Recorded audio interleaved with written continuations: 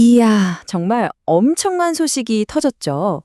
바로 대한민국 인터넷의 제왕 네이버, 그리고 가상자산 시장의 절대 강자 두나무, 이 두 거인이 하나가 될 수도 있다는 소식입니다. 여러분, 이걸 그냥 단순한 M&A로 보면 절대 안 됩니다. 지난 20년간 한국 인터넷을 지배해온 웹 2.0의 황제, 네이버와 새로운 디지털 자산 시대를 열어젖힌 웹 3.0의 선두주자, 두나무의 만남이거든요. 말 그대로 구시대의 지배자와 신시대의 개척자가 손을 잡는 그런 역사적인 사건이라고 봐야 합니다. 이들이 그리려는 그림은 딱 하나입니다. 바로 모든 금융 생활을 한 곳에서 해결하는 초강력 슈퍼앱을 만들겠다는 거죠. 근데 말이죠, 이 어마어마한 비전 앞에는 수십 년간 한국 금융시장을 지켜온 아주 핵심적인 원칙이라는 거대한 벽이 딱 버티고 서 있습니다. 과연 이들은 이 벽을 넘을 수 있을까요? 아니, 근데 이 두 거인들이 왜 굳이 손을 잡으려고 하는 걸까요? 겉으로 보기엔 뭐 하나 아쉬울 게 없어 보이는데 말이죠. 사실은 각자 아주 큰 고민, 자신들만의 감옥에 갇혀 있었습니다. 두 회사가 처한 상황을 보면 이게 정말 기가 막히게 맞아떨어집니다. 자, 네이버를 한번 보세요. 광고나 커머스 같은 핵심 사업은 성장이 예전 같지 않죠. 미래를 보고 AI에 어마어마한 돈을 쏟아붓고는 있는데 이게 언제 돈이 될지는 아무도 몰라요. 한마디로 성장 감옥에 갇힌 거죠. 반면에 두나무는요. 돈은 엄청나게 벌고 있는데 암호화폐라는 태생적 한계와 규제 때문에 IPO도 못하고 그 가치를 제대로 인정받지도 못하고 있어요. 이건 뭐 황금 감옥이라고 해야 할까요? 바로 이 서로 다른 감옥이 역설적이게도 둘을 완벽한 파트너로 만들어준 겁니다. 근데 진짜 재밌는 건 이 딜의 구조를 뜯어보면 나와요. 형식상으로는 네이버 파이낸셜이 두나무를 인수하는 모양새인데 숫자를 보세요. 기업 가치는 두나무가 거의 2배나 크고요. 영업이익은 무려 10배가 넘습니다. 이게 말이 되나요? 그야말로 배보다 배꼽이 더 큰 상황이죠. 그래서 시장에서는 이걸 사실상 두나무가 네이버 금융을 집어삼키는 역인수 아니냐 이렇게 보고 있는 겁니다. 이렇게 복잡한 구조까지 감수하면서 이 두 회사가 함께 만들고 싶은 세상은 대체 뭘까요? 그건 바로 한국 디지털 금융의 판도를, 아니 우리 모두의 금융생활 자체를 완전히 뒤바꿀 슈퍼앱의 탄생입니다. 이 비전의 핵심을 딱 한 문장으로 말하면요. 바로 이겁니다. 네이버라는 이 거대한 디지털 제국이 이제는 스스로 돈을 찍어내는, 그러니까 조폐공사를 하나 갖게 되는 셈이에요. 그리고 그 핵심 무기가 바로 스테이블 코인이라는 겁니다. 자, 이 스테이블 코인 생태계가 어떻게 돌아가는지 한번 상상해 볼까요? 생각보다 간단해요. 우선 제가 네이버 페이에 10,000원을 넣는다고 쳐요. 그럼 네이버는 저한테 10,000원의 가치를 갖는 디지털 화폐, 즉 스테이블 코인을 줍니다. 그 다음엔 이 코인을 가지고 국내 1위 거래소인 업비트에 가서 다른 코인에 투자할 수도 있고 자유롭게 사고 팔 수도 있죠. 그리고 마지막으로 네이버 쇼핑에서 물건을 사거나 웹툰 볼 때 이 코인으로 바로 결제하는 겁니다. 발행, 유통, 사용, 이 세 가지가 완벽하게 하나로 묶이는 거죠. 이게 왜 그렇게 대단하냐고요? 바로 돈 버는 방식이 달라지기 때문입니다.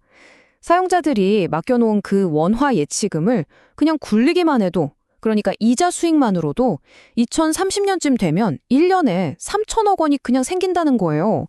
이건 수수료 장사하던 기존 신용카드사들의 비즈니스 모델을 뿌리부터 흔드는 그야말로 파괴적인 혁신인 셈입니다. 자, 그런데 말이죠. 이렇게 완벽해 보이는 계획 앞에 처음부터 말씀드렸던 그 거대한 벽이 딱 버티고 있습니다. 바로 한국 금융 규제의 아주 오래된 원칙과 정면으로 부딪힌다는 점이에요. 핵심은 바로 이 발행 유통 분리 원칙이라는 건데요. 좀 어렵죠? 쉽게 말해서 금융상품을 만드는 회사랑 파는 회사는 같으면 안 된다는 겁니다. 서로 짜고 치는 걸 막기 위해서요. 우리 펀드 가입할 때 생각해보면 쉬워요. 자산운용사가 펀드를 만들면 은행이나 증권사가 그걸 팔잖아요. 근데 네이버 두나무의 계획은 한 지붕 안에서 만들고 파는 걸 다 하겠다는 거니까 이 대원칙에 정면으로 도전장을 내민 셈이죠. 이러니까 정부도 머리가 아픈 겁니다. 금융위원회 입장에선 금융혁신도 해야겠고, 그렇다고 시장 안정이나 소비자 보호를 내팽개칠 수도 없잖아요. 한국은행은 또 입장이 달라요. 아니, 민간 기업이 돈을 막 찍어내면 국가의 통화 정책은 뭐가 되냐. 이건 통화 주권의 문제다 하면서 아주 근본적인 걱정을 하고 있는 거죠. 이들의 결정에 모든 게 달린 겁니다. 그럼 네이버랑 두나무는 이 복잡한 규제 미로를 그냥 쳐다만 보고 있을까요? 천만에요. 이들도 다 계획이 있습니다. 아주 영리하고 또 치밀한 전략을 준비했죠. 자, 그렇다면 이 규제의 벽을 넘기기 위해 그들이 준비한 3단계 마스터 플랜 지금부터 하나씩 뜯어보겠습니다. 첫 번째는 구조적 방화벽이에요. 말 그대로 법적으로 벽을 치는 거죠. 지주회사 밑에 발행하는 회사, 유통하는 회사를 따로 둬서 우리는 한 가족이긴 하지만 서로 독립적으로 운영합니다. 라고 주장하는 겁니다. 두 번째 카드는 규제 샌드박스를 활용하는 겁니다. 일종의 테스트 서버를 여는 거죠. 작은 규모로 먼저 한번 해보고 보세요. 안전하고 아무 문제 없죠? 이렇게 데이터로 증명하겠다는 전략입니다. 그리고 마지막, 세 번째. 이게 진짜 기가 막힌 수인데요. 바로 국가 안보 프레임을 꺼내드는 겁니다. 이 프로젝트를 단순히 우리 회사 돈 벌자고 하는 게 아니라 미국 달러에 종속된 스테이블 코인 시장에 맞서는 팀 코리아 국가대표 프로젝트라고 포장하는 거죠.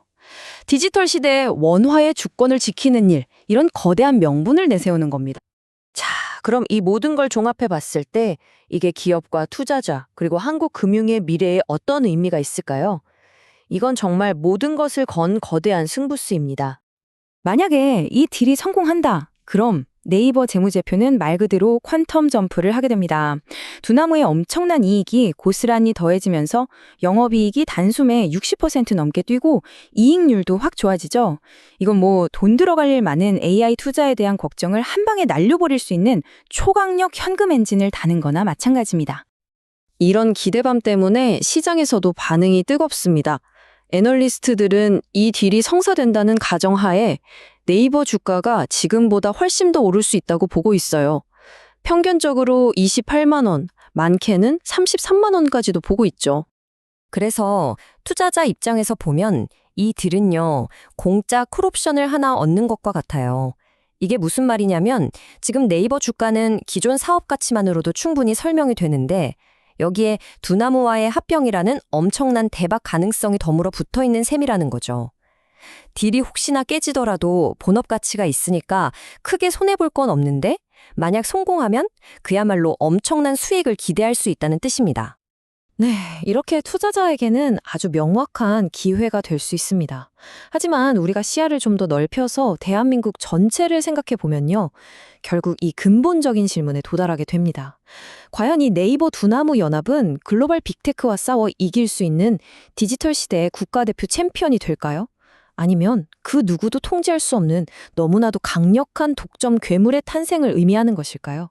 그 결과에 우리 디지털 경제의 미래가 달려 있습니다.